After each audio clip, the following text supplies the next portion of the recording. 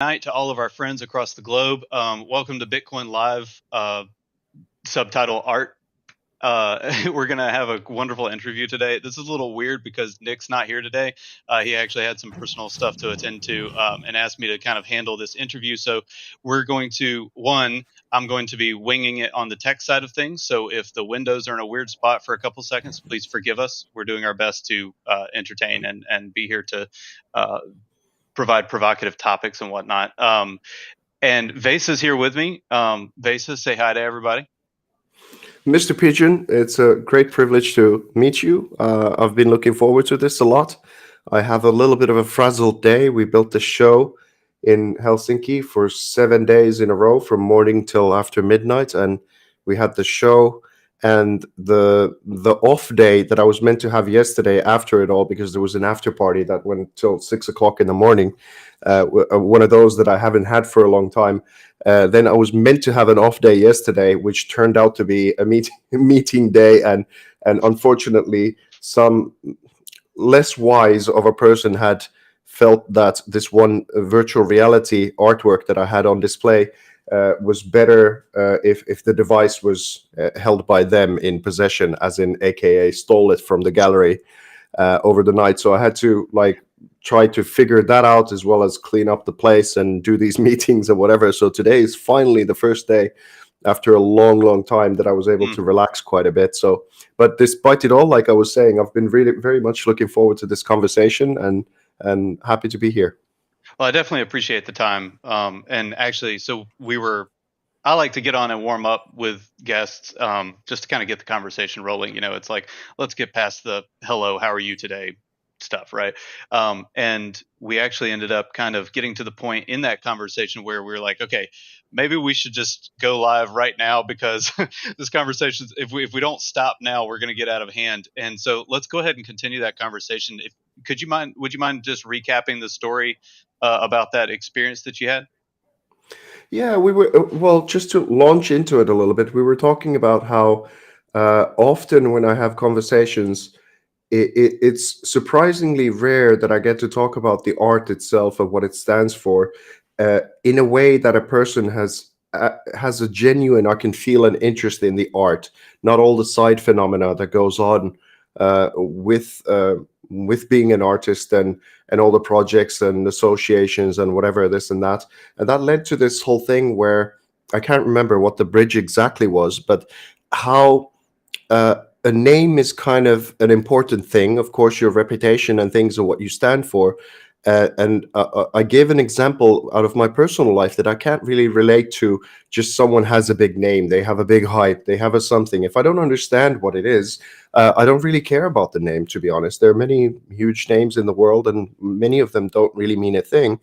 But what just happened in Serbia a couple of months ago, we were there with my friend Christos, this phenomenal DJ who just put together this drop with crypto.com with a guy called Scott Page, who's the saxophone player, among many other things, of Pink Floyd. And this, of course, perked my ears quite a bit, because I'm a huge Pink Floyd fan ever since I was a teenager. And when we went to Serbia and those two did a gig, first, I met the guy. He's lovely, super humble, and very bright, and done incredible things in his life. He's played with Toto and Supertramp and all these absolute legends, including fucking James Brown, bro. You know, it's like it's just incredible. That's awesome. And he's this super nice guy. But I did okay, all this, whatever. But then once I saw him perform is when I connected, when his name really started meaning something to me, because essentially I had not put together that a saxophone player can have a signature sound associated to him, much in the same way as like Stevie Ray Vaughan or Jimi Hendrix has a sound with guitar. And as this happened in a span of about 10 minutes, that I learned that this guy has a signature sound. I could actually locate some of the albums that he had played in Pink Floyd albums because of that sound.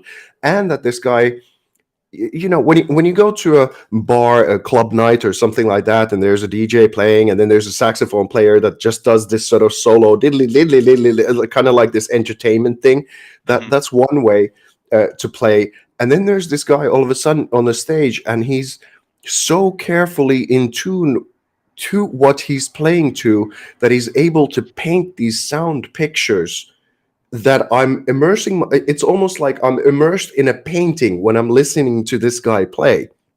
And you were then saying that yes, it's subjective, that someone else might have not gotten that at all, and might actually get a lot more out of the guy who's playing saxophone in a club. And hopefully this doesn't.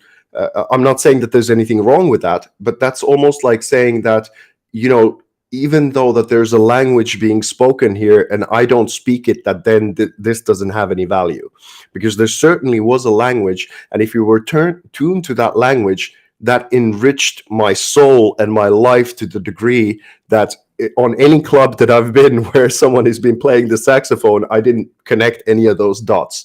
So this to me feels like that's a real artist, someone who opens up vistas as well as educates you with the art itself in a way that I was like, I walked away from it a richer person. Okay. You know? Okay. So what is it? What was it about that experience? Do you think it's his outright talent, like the skill with his version of the brush, that was able to bring you that experience, or was there some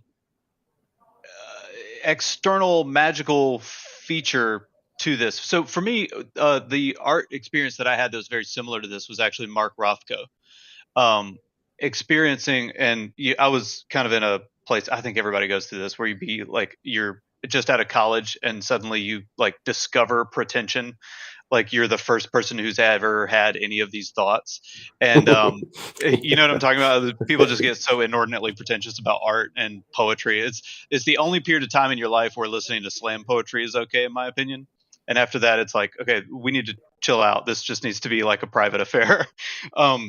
But for me, that experience was Rothko and his paintings at the Rothko Temple in Houston, I think is where it's at. But he's got these massive paintings that are basically like a red border with a dark charcoal square in the middle, and the edges are very ambiguous.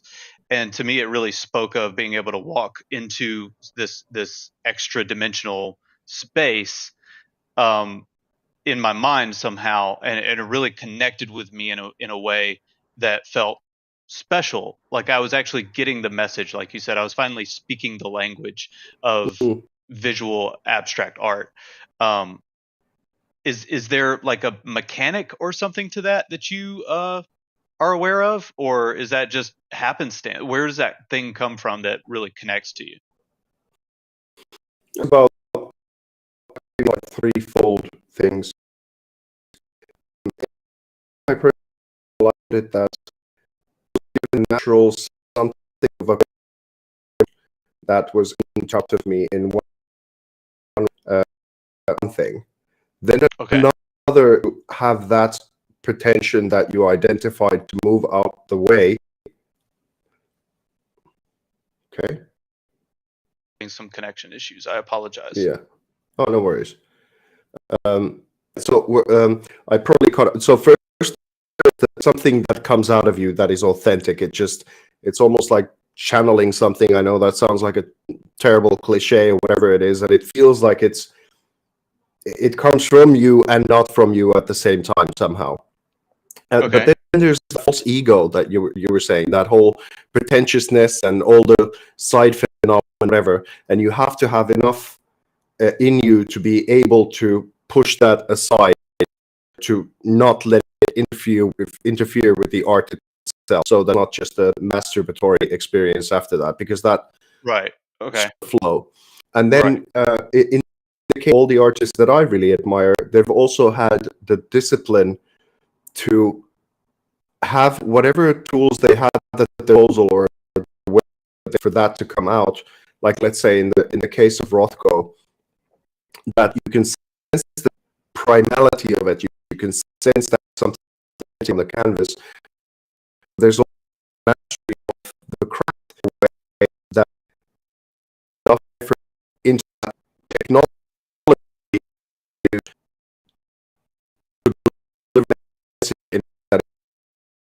is there opposed to experiencing it. So there's multiple different things that need to come together as a whole in order for you to be Rothko latest, and Sure. he's well, but like I just associated when I saw his paintings, I saw that because he had depression and he killed himself at the end, right? That's what I felt in those paintings as well. Okay. It was that absorption of into that terrible void and thing that he was engulfed in. I could feel that. So Yeah. in one way, again, I really appreciate that he was able to do that, but it's not a message that I would really like to be around on the day-to-day life. I wouldn't want a Rothko fucking wall, is what I'm saying.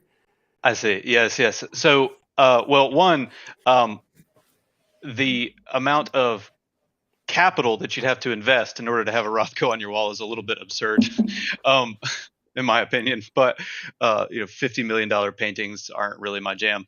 But when it comes to that translation, that's something that, okay, so with the darkness, sorry, this is the big thing that I wanted to journey on with you, is because this gets to archetypal storytelling. Oh, hey, your video looks so much better.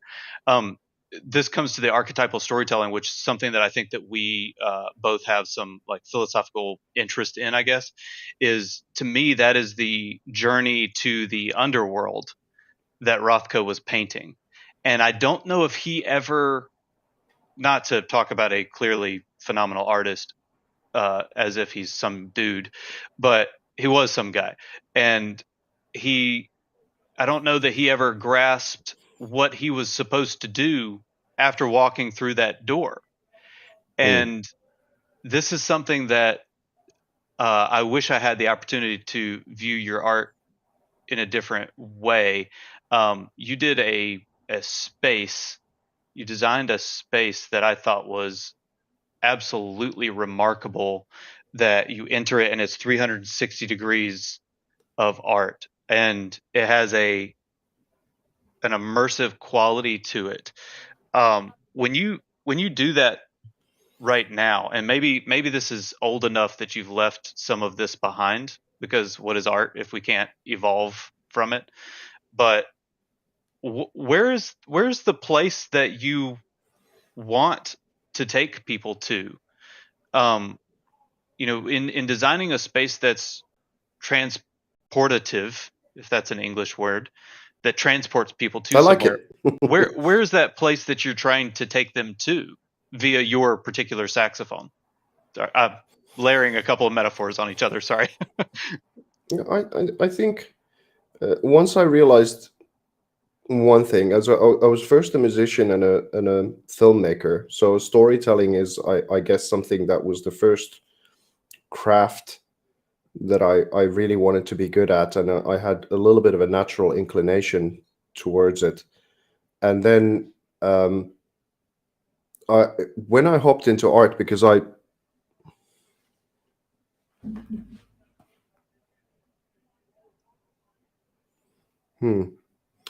me see. I'm hoping this is not because of me that this is hopping in and out. Me dropping there was me. Sorry, I was giving you the spotlight. Oh, okay. Right. Sorry. Yeah, I was about to maybe join with my mobile phone in case that was the. No. I think I actually jumped on my mobile. I live with other people, and I'm pretty sure they were streaming services downstairs. So I just sent a couple texts, and I think that's what cleared it up. They were draining my bandwidth pretty hard. Oh, So, okay. but please Gotcha. continue. The space that All you're right. No worries. transporting people to, and Yeah, music. it's.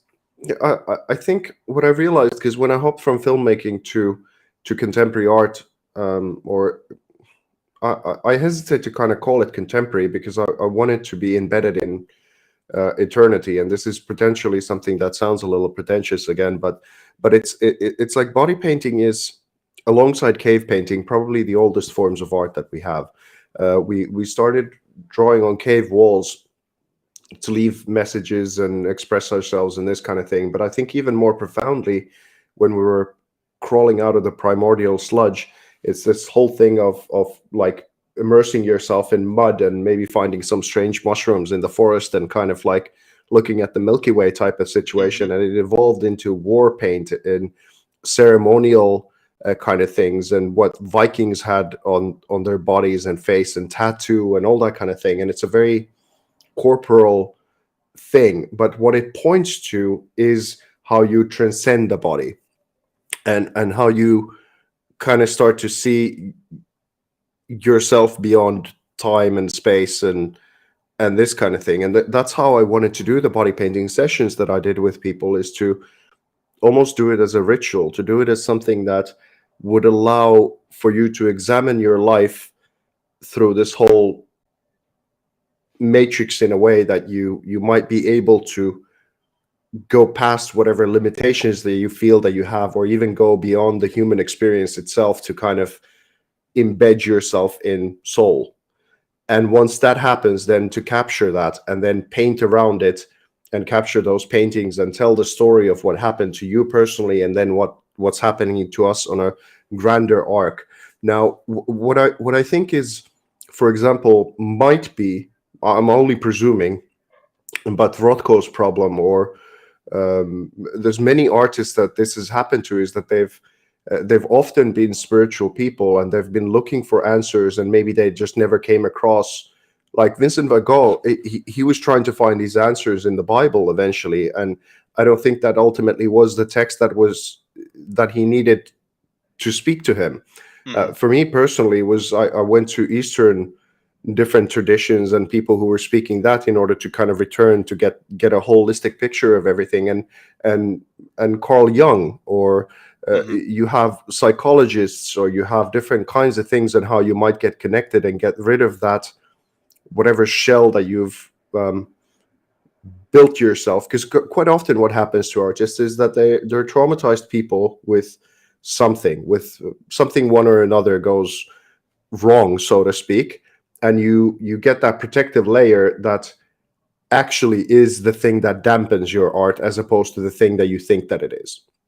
Now, in order to get rid of whatever emotional wounds, or whatever is preventing your flow from being that kind of shine and being with people, artists are often quite insular. They're kind of afraid of social interactions. Especially painters are quite often introverts, I would presume.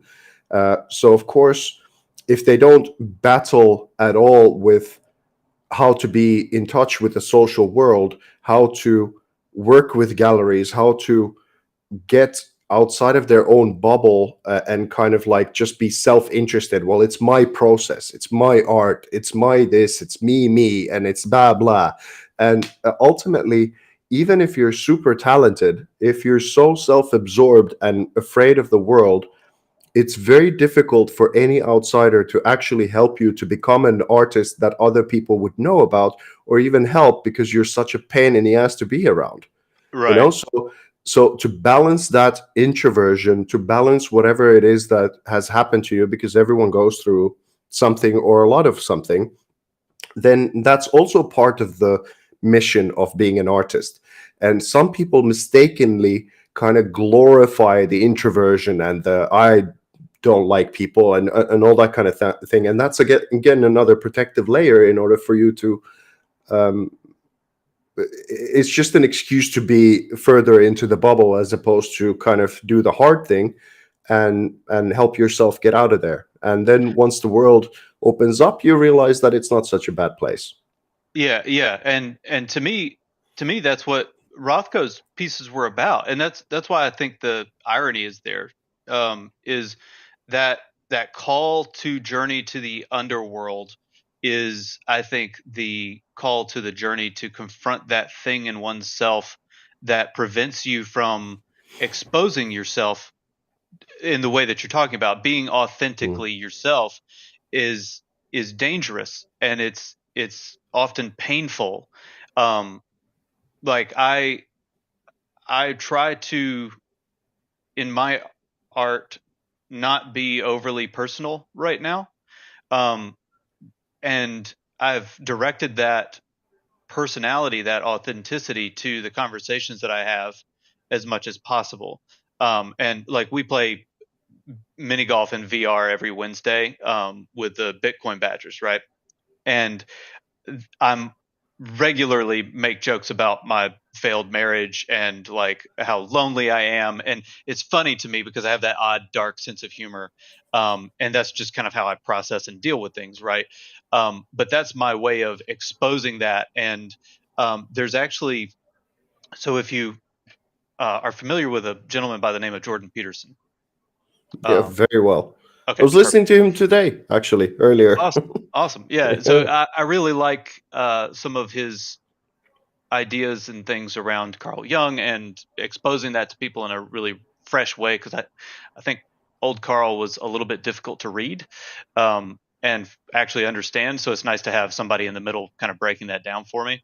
Um, and he talks about, exposing the chest and standing up straight with your shoulders back and how even lobsters do that. Well, that's a complicated thing because of the serotonin systems and whatnot. But the reason that they do that is to expose vital organs in a display of confidence, right? And I think that a lot of artists unfortunately lack the uh, they don't understand that it's a mandate to artists to be exposed. Um, I Well, believe that's it what you're was. doing. If you're any good, that's what you're putting on the canvas. Is your deepest thing. I mean, Mhm, even if you're painting a portrait picture of someone else, you're exposing yourself. Because if you're looking at a Da Vinci portrait, you're looking at the person that he's captured into a painting so masterfully that you cannot help but to see Da Vinci. And in my case, even more, I see the painter than the portrait, mhm, even though I feel like that person is in the room who he's painted into that. Or the same with the landscape. I don't feel like I'm looking, if I'm looking at a true master painter, I'm not looking at the landscape of how beautifully it's been put there. I'm looking at someone who's looking at the landscape, and I'm that person for a minute. And I mhm. get to experience a new person of how they can look at the world. Yeah, the canvas then becomes like a viewport through time almost. Um, and especially because you're somewhat classically trained or outright classically trained. I don't remember. Uh, well, I'm a trained filmmaker. I'm a Okay, okay, director. on the film. But when it comes So to painting and that side of things, that's been self self-taught. exploration. Yeah. Okay, perfect, awesome. Because okay, so I have all of these experiences with paintbrushes for some reason. I'm I hate using paintbrushes because every time I pick up a paintbrush, it reminds me of how much I don't know about paintbrushes and how much my hand is not familiar with paintbrushes. And to sit and look at landscapes like you're talking about, specifically landscapes I really like because I have a history in nature and whatnot. Um, that portal takes me to the individual paintbrush strokes and I try to consider almost what it would be. It would almost be cool to do a like a genuine art appreciation class. To not teach people the history of art, but to teach people how to actually appreciate art in a genuine sense. That is something that was really lacking from my art education. Something that I got outside of my art education is that knowing the difference between palette knife work and brush work, the difference between long strokes and short strokes, the difference between ink and oil, right? And actually seeing that in the landscape is so informative and like we were talking about transportative.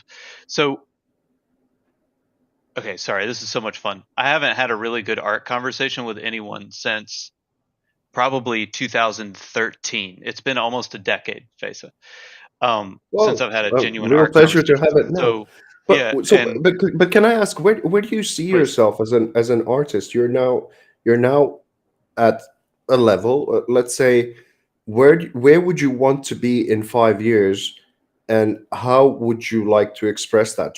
Have you thought about where you're going with it, so that you'd have a vision towards that you're traveling? Well, I kind of have two things. Um, one is so I kind of see it as macro and micro. On a micro scale, I would like to learn how to better use technology to communicate my art, um, and to tell stories. On a macro scale, I would like to use my time wisely in order to explore how to better package complicated and valuable ideas in the most digestible fashion possible. Um, so I my experience growing up was that I was typically too intellectual for my own good. That pretension, that is still fully a part of me. I love getting pretentious and having that, like, well, this is what I think about Da Vinci or Rothko or whatever, right? I like that. It really appeals to me. Um, and because of that, my parents didn't really know how to communicate things to me very well. So I remember, like, my sort of coming of age ceremony was my father took me camping, and when I was 11 or 12, right? And it was kind of the, like, let's go get out into nature, let's discover a little bit of that primal thing that has something to do with what it means to us to be men, right? And I just don't grasp that well at all. That's not the way to communicate that to me. And so as an adult, I started hearing things about philosophy and more complicated topics, and discovering a little bit of my own um, resurrection um, of God. Okay, sorry, this is a difficult one to explain. No, I'm I fully was with you. I understand exactly Okay. where you're Okay. coming Perfect. from. So it's my resurrection of the ideal, the deity that speaks to me, and I would love to somehow manage to package that in a way that young people could actually understand it a little bit more. Not understand it better, but understand it more effectively, right? Because there are all these things that I don't understand about life that is very, very frustrating to me. Um, I've had a series of things happen to me in my life where it's just like, oh my gosh, like how did I miss how when I was growing up, how did I miss learning this thing about myself? Right. I was having a conversation last night with the guys playing some mini golf because that's where we have all of our serious meetings. Um, and we were talking about, what does it take to do the thing that you love? How do you discover what that is in the first place? Um, and it's really like this process of play and exploration that I didn't really get. Me and my younger sibling both say that growing up, we went straight from being infants to being adults. We didn't get to have that, like, childish period, because when I was 8, I was going to business dinners and things as my parents were networking and doing all this stuff. And it was, put on your collared shirt, sit still, use the fork and the knife the right way. And that was from a pretty early age. I was doing that and engaging with adults. So I didn't really experience much of the running around and playing and discovery and, like, trying to figure out who I am at that level. What are the basic things that I'm interested in? That didn't happen for me until like 29, 30, right? Where I was like, oh, I should discover who I am. That's very late in life to be discovering who you are. And I think that's actually kind of tragic. If I could package Have ideas, you any interest? Do you have any interest in martial arts or kind of self defense and things like that? Because I think you would probably greatly benefit from jiu-jitsu or kickboxing or something like that. that's actually funny.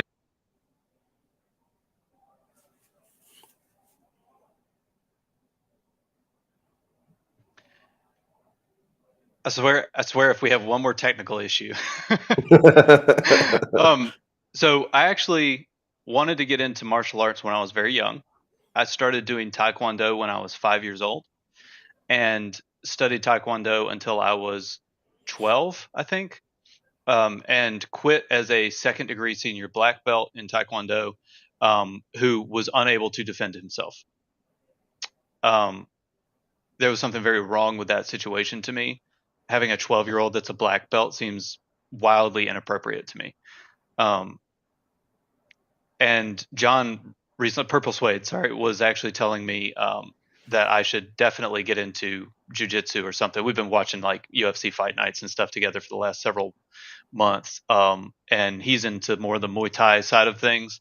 And I actually agree with you that jujitsu would be the route that I would take. But why do you say that that would be beneficial? Explain to me a little bit Well, this about is my almost like particular situation.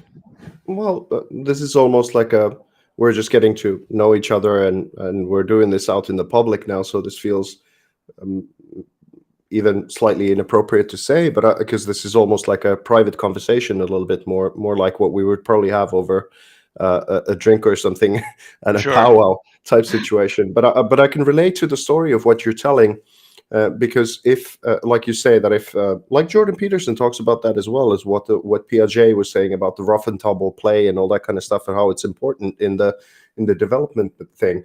And for me, there was some pretty rough violence and things that happened to me in my childhood, and that left me for with the longest of time with this sort of bodily experience of how people are scary and they can cross your borders in a surprising way that can be very uncomfortable.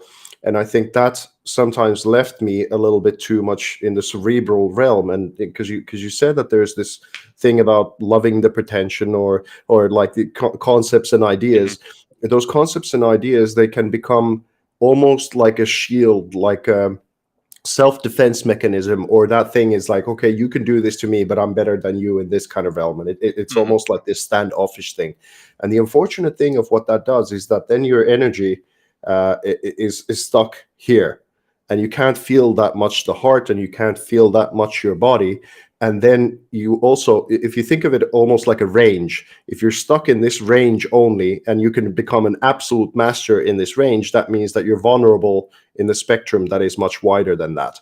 So, in one way, as an artist, I think you would become uh, a much wider artist if you widen the spectrum into the bodily experience, like doing that thing of coming out of that protective bubble to teach your body how it's not scary to be in your body, and how other Mhm. people can actually be very friendly and help you along the way. And then that is another thing that you can express in your art, and that will widen the range of people who can find your art. So not only will it make you a better human being in your relationships, and in your art and many other ways, you would just be more comfortable in your skin to be in the world.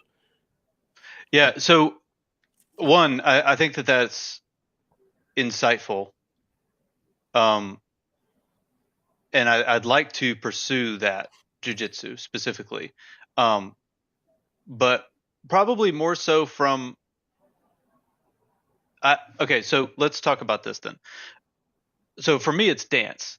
Um, I started dancing in middle school to well, okay, so actually in middle school I got into stunting and parkour and free running.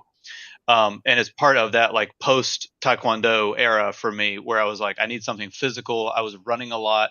I ran cross country competitively in high school and college, so I was running a whole bunch. I had the cardio to do stuff like that, so I got into stunting and tumbling, and that actually led me to break dance.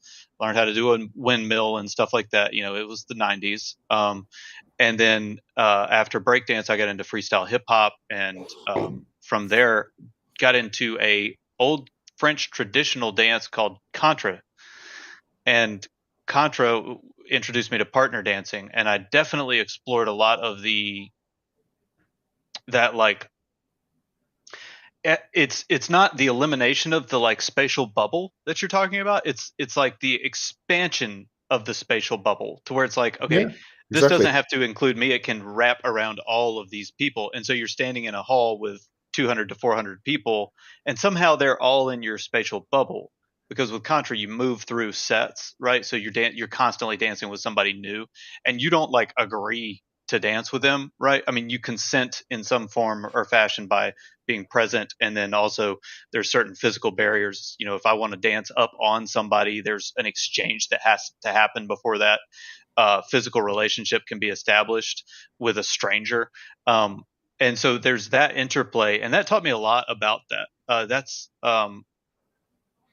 but interestingly enough, I actually took it a very pretentious route and started writing essays about how linguistics and dance are the same thing. Um, so I can make anything Was pretentious if it I really want to.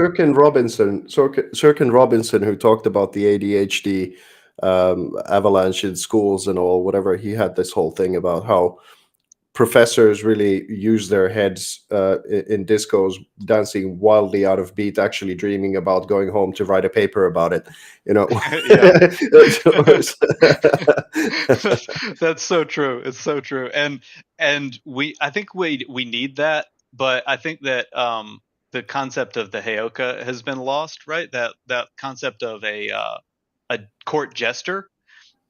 Um Heyoka is a Native American word for it. I'm not sure the specific tribe that used that word though.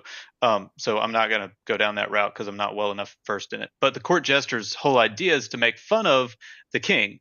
And our king, post Nietzschean death of God, has been academia and the ivory tower, right? That's the driving force. It's the science, as we've recently seen, right? Mm. The Well, science the has become the establishment king. now, in general, that is doing all of these very interesting things. But you would have someone like Russell Brand or Joe Rogan, or you have many, and even like specifically now comedians who are targeting the kind of woke things or whatever. But it's like, for this reason I made this new AI series that is called the Juxtaposers. I haven't really published any of them yet, but it's just because some of the culture war stuff was just absolutely driving me nuts. So Mm, I kind of realized that a lot of people, like, let's say Russell Brand, he's a classic leftist with an anti-establishment bent, but because the establishment and anti-establishment narrative is missing from the left and right paradigm at the moment, now you have people like Russell Brand who all of a sudden gets labeled a right-wing person, whereas in fact he's just left-wing but anti-establishment, where you have other people who are just classic leftists, but they still went with the establishment through all the hoops and whatever, and they just landed in a very different place than where the leftists were who were anti-establishment. And then mhm. you'd have someone like Ben Shapiro, who gets labeled all different kinds of things, but he's just a right bent, very bright guy who's an establishment figure. So he's Yep. establishment right. So I kind of made this map of things where I started fucking with the kind of classic image of so like, let's say someone like Andrew Tate. I made Okay. Andrew Tate as a Amish apple picker. So Mm, because and it's not a full reversal of what he is, because you could argue that the Amish are much more anti-establishment or anti-matrix than actually Andrew Tate is himself. So it's not and have like I been for a just long portrayed time. him. Yeah, right. So, and they've been doing, yeah, like you Yeah. say. So you have to actually, with all the characters that I started messing with their image and their kind of whole thing, you actually have to do a little bit of thinking of where they fall in that map, Hmm. as opposed to just say, oh, this is that, because it's so convoluted and so scary, actually, of what's happened to our labeling mechanism and navigation of the world.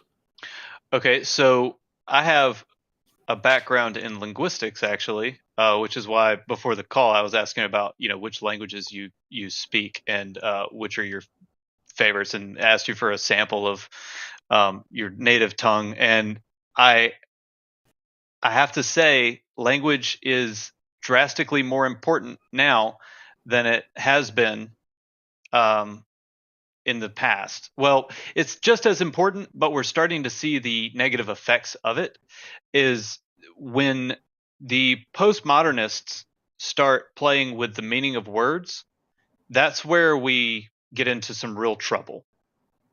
And I really like Nietzsche's essay on this. It's called "On Truth and Lies in the Non-Moral Sense," and he discusses just the uh, truthfulness, I guess you would say, of certain words, and how we come to our how we legislate the consensus of language.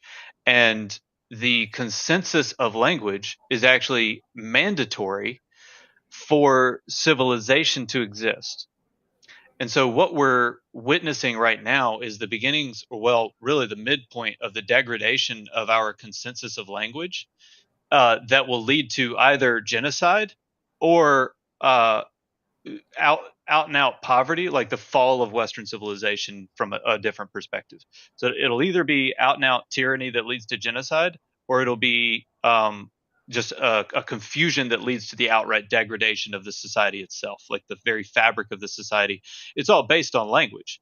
If we can't communicate, we can't relate to each other. If we can't relate to each other, we can't work cooperatively for a common goal. And that's the basis of civilization. Is we all discovered that if we hold on to some of our resources right now, then later I can share some with you. And then maybe next time you share some with me. Maybe we do a little bit of trading. Now we're building things from the ground up instead of me going out and having to find my own food every single day for me and my family. I can now not worry so much about that because we've built up this thing that we call society, and it operates really, really well. And thank God our forefathers had the wisdom and the chutzpah, I guess, to create that for us. Because God knows I don't want to be a hunter gatherer, right? I don't want to struggle through that. I want to live in a wonderful society where I get to be pretentious without getting eaten by something. That's wonderful. But I think that you hit on a really good point here with playing with words, and I appreciate or respect your courage in diving into the culture war soup. I'm a little scared to do it myself because Well, I'm of always course, and for a good reason. I've been sort of cancelled silently plenty from a lot of different places, and that's just simply because I've refused to completely toe the line. It's not that Mhm, I don't have sympathy or understanding for some of the things that are coming from all sides, whether it's establishment, their good points, or anti-establishment, or left or right, or this whole thing. It's I've done the work in order to understand it from all sides, and then kind of feel out what it is that I personally represent from that. And that means that I don't fall into any of those groups conveniently. And the narrative push and the tribalism at this moment in time is so strong that you don't need anything but a slight tint in your voice that you're not fully on board with whatever that group is particularly pushing at this moment in time for you to become the enemy. mhm, So I would argue that we've long ago already lost civilization. mm. Where it's almost like the head's been cut off and it's now just bleeding to death without awareness that the body is no longer attached. Okay, So so how do we take that? Okay, so the fall of civilization is something that I want to prevent. If I don't know if I can do that, that's kind of like yeah, a it big sounds like a great. Well, kind of a big we goal, can but try it together, and I suppose I resonate with that whole thing. I'd prefer not to be a hunter gatherer either, or even before that happens. Good luck to us all, kind of surviving whatever the collapse is going to look like, and especially as the younger generations are completely removed from the sort of natural experience. And I would say that is one of the unfortunate things. What happened now? Okay. I'm still hearing you and seeing you just fine. Oh, Uh, my screen just went off for a little bit. Oh, oh. God damn it with these. Anyway. No, who cares? It's technology. We're talking about the basis of civilization. Yeah, well, that's the weird thing about the basis of some of it is like the monetary system itself, and some of the kind of overarching things that go beyond the political discourse that we have at this moment in time. And then you have the sort of classic Marxism taking its own new kind of roots of how that's doing its thing. But it both of them, like the monetary system itself, has been removed from the natural cycle. So that's one thing, and that could have been maybe more associated with the right wing of things, but it would be more like just the Wall Street and the kind of ownership class that doesn't necessarily identify conveniently with the left or right. I've Hmm. met enough people in the higher up of echelons where this kind of caricature that if you're in this position then you're not left at all doesn't apply in any sense whatsoever. It's Yeah. much more convoluted than that in reality. But both of those, the monetary system has been removed from the natural cycle, and enough of Marxism also, that's the bizarre thing about Karl Marx, is that he left out nature and natural cycles and kind of the animal kingdom entirely out of his philosophy. And Mm. then when I was listening to James Lindsay about that, because he goes into the Gnostic cults and potential all that associations with, uh, and how that ties into Cain and Abel, and further you go into Egypt and whatever. We've had this story as old as time, is the kind of resentment versus gratitude thing that is going on. But Yeah. if you, whatever philosophy that you have, if you entirely leave out the corporal and you leave out the natural world from the philosophy, it's that same thing, what I was saying to you, that can maybe go entirely overboard, that you think that you can surpass where we're actually physically located with your philosophy and force this all to become the utopia you want it to be. Mm. And that most Hmm. often then leads to the dystopia, because that this place has no option but to school us if we do that. So it actually reminds me of Narcissus.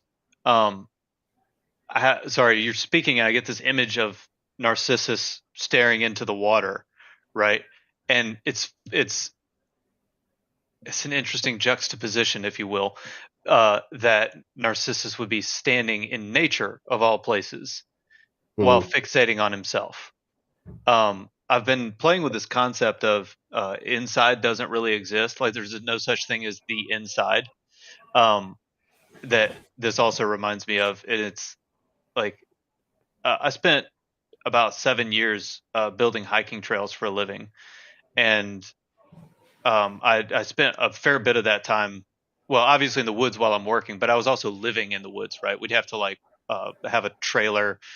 We had an old FEMA trailer that was all moldy and stuff. It was horrible living conditions, but we would park it at a state park or something like that, and then we work on their trails and do all the work. So it's in nature, an exorbitant amount by comparison to today's standards. And it occurred to me that like we're never not outside. You can be inside a building and that changes your perception of the space. But if a tornado comes through, you're still exposed to the elements. You're still mm, outside. If a tiger walks through the front door, that tiger doesn't go, "Oh well, I'm in the house now. I better, put on some clothes." It goes, "No, I'm still hungry. I'm still natural and in nature, and everything is actually nature. All of nature is nature, and nothing is that doesn't come from nature." Um, and I think that that's something that we have lost. And you mentioned the younger generation coming up and really not being exposed to that much at all. And I think that's a real problem. I think that's and a then real we wonder problem. why we have so many mental issues going Yeah, on. Because yeah. we're entirely stuck in the mind for the most part, and it can't find the solutions that it's looking for in that realm. So how do you use? That's so it becomes a circular thing.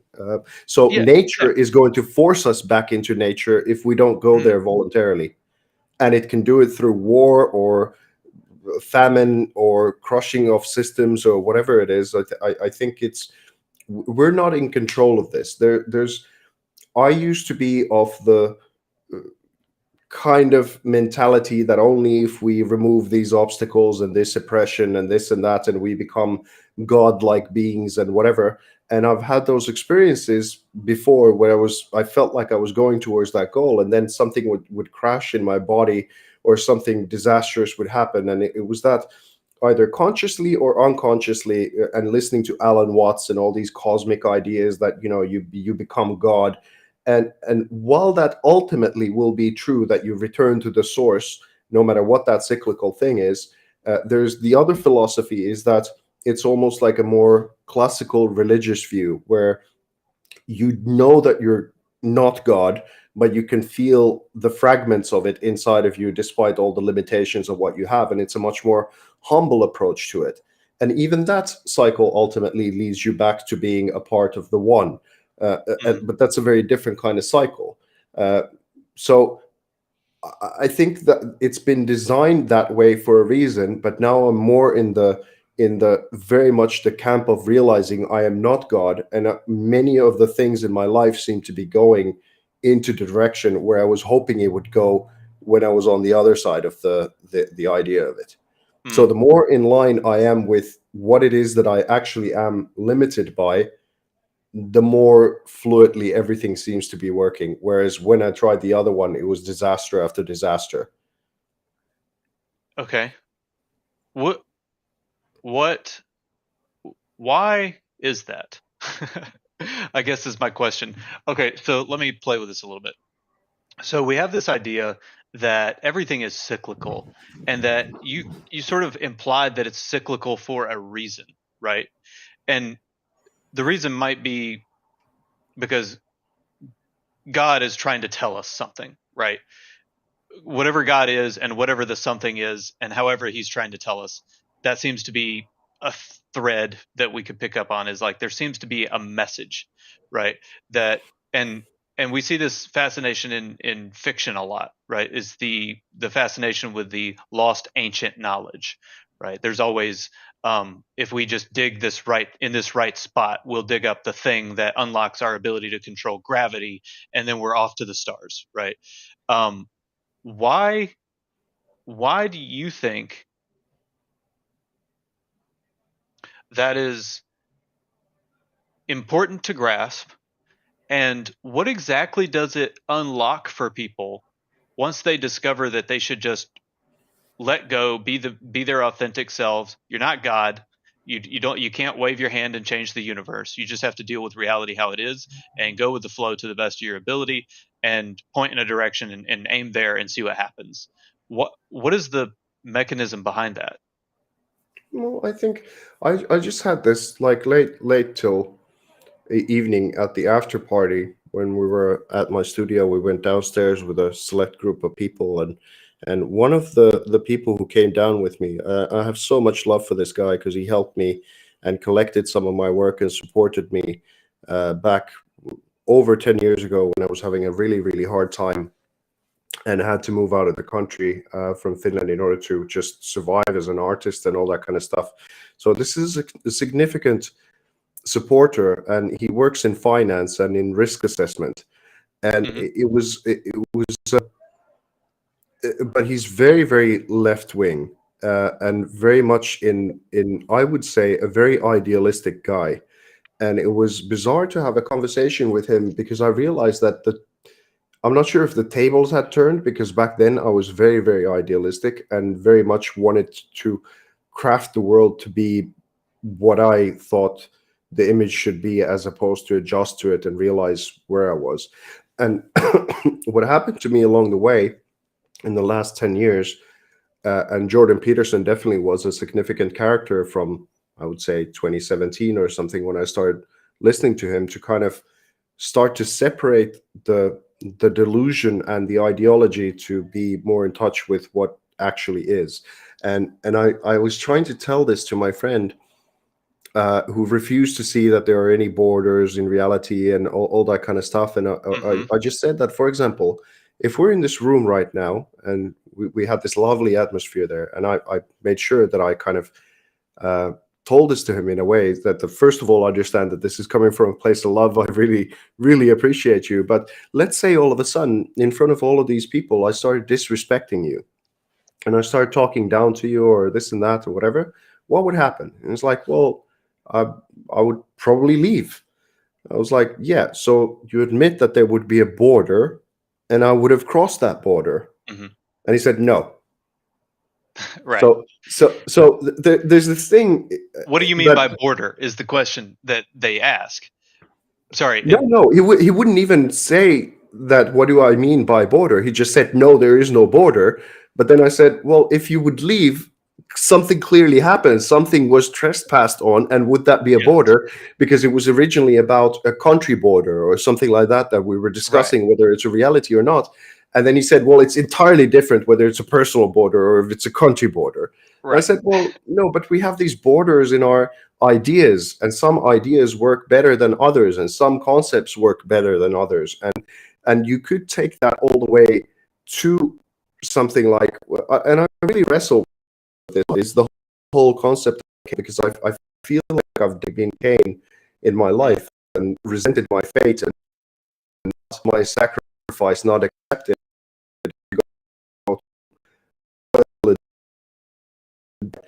And I think by managing to pull myself out of that darkness,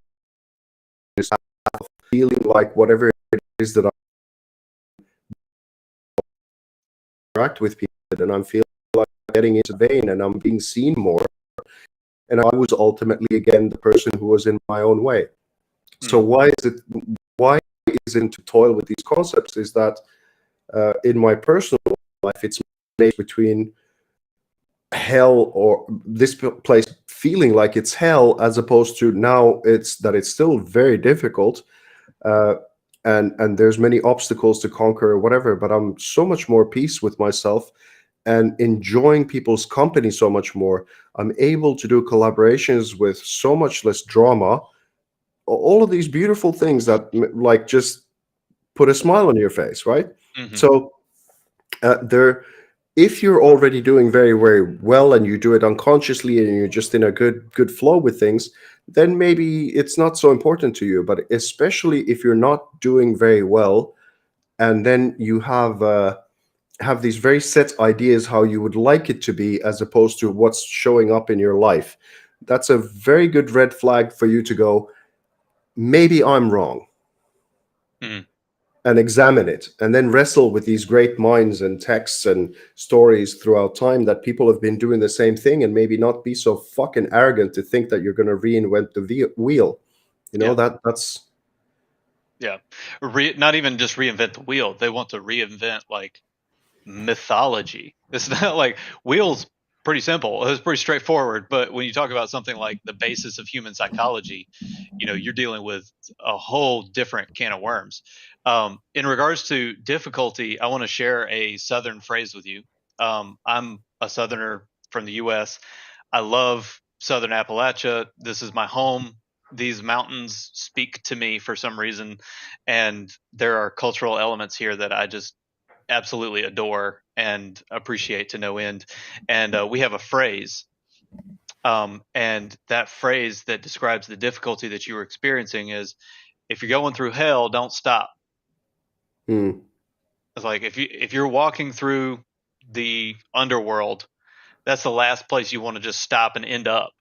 So it's like you better keep trudging because you'll get to somewhere else eventually. Um, but it speaks to me because it's like the necessity of that journey through the underworld. Um, and I doubt that it's possible for you to be the person that you are today minus those hellacious experiences, right? Minus having to leave the country does not equal Vesa 2023. Oh, definitely not. And it's like it's this whole thing of learning how to be grateful despite the hell, the hell that we kind of experience in trying to find Yeah.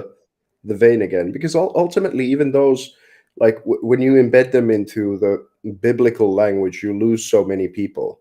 And Mm-hmm. if it's more in the new age vein, you could say that it's something like a frequency, that if you, let's say if you're in a bad mood and you start your day by pouncing your little toe onto the wall, and kind of all that stuff starts happening, you get into a certain frequency, and then that often means that many other things like that is going to happen throughout the day like that, because that's the frequency of what you attract to yourself. Mm-hmm. So one of the things that I'm trying to learn, and it's sometimes not possible at all, no matter how much I try, but if something like that happens, I try to stop and do whatever is necessary in order to change that core feeling. And sometimes, I'll be the first one to admit that a whole day is gone, and that's that's just Yeah. it, or even longer periods. But the magic thing to do is to change the frequency of what it is that you attract. And that's what's so dangerous about, I suppose, the a lot of the things that are being taught to young people at the moment in this kind of victim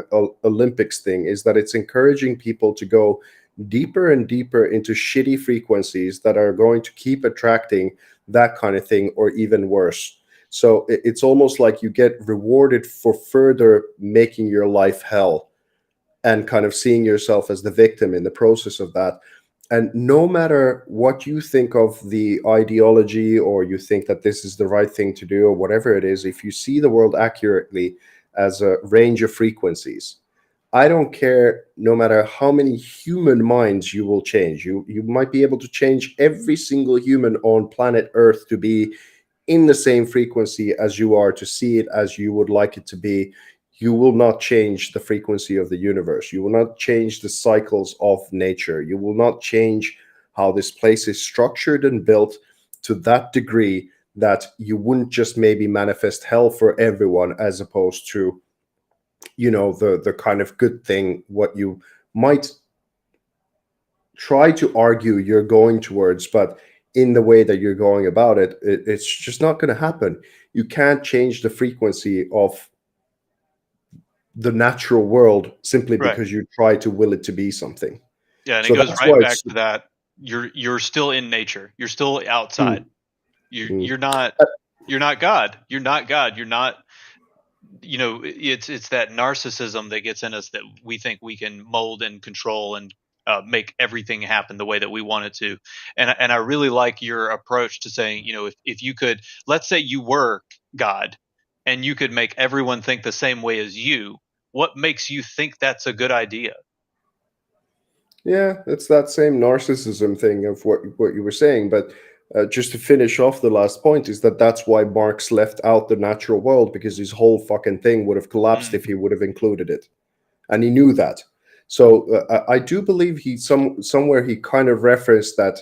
He kind of said that this is my curse to the world, what he mm, left as his legacy. And it's manifested in various ways like that. And it's not that we don't have grievances. It's not that we don't have left-wing issues to really bring about, to kind of understand of what's been going on.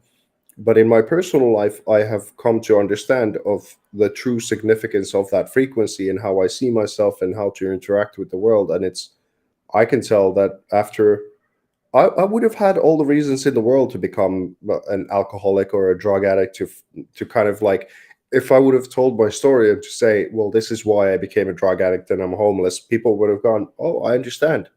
Oh, that makes sense. I just refused to, time and time again, and with tenacity. And then I was also humble enough to ask for help sometimes. And and in my personal life, I can tell that it works.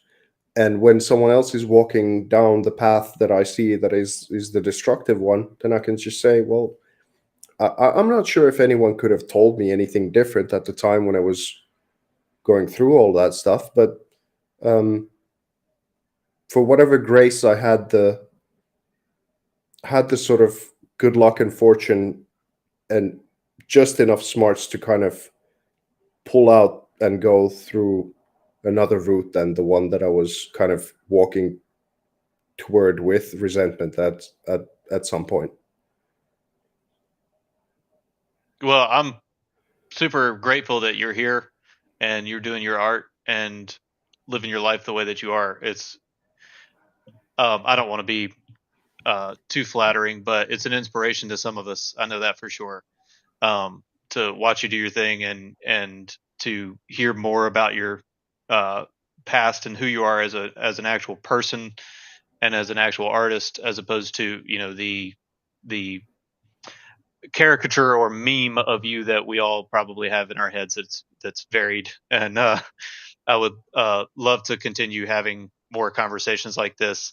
Um, whether that be via Twitter, or maybe we'll bring you on Gingerly sometime soon, and you and John can have endless conversations about painting stories with music, um, and that would be a beautiful conversation as well. But I think that I should probably cut us off here at over an hour, and prevent us from wasting away the day pontificating. So I really appreciate all of your insight and your intellect, Vesa. I hope we get to do this again soon.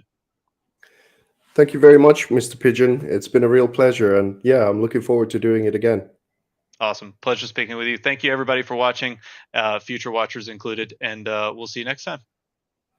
Thank you so much.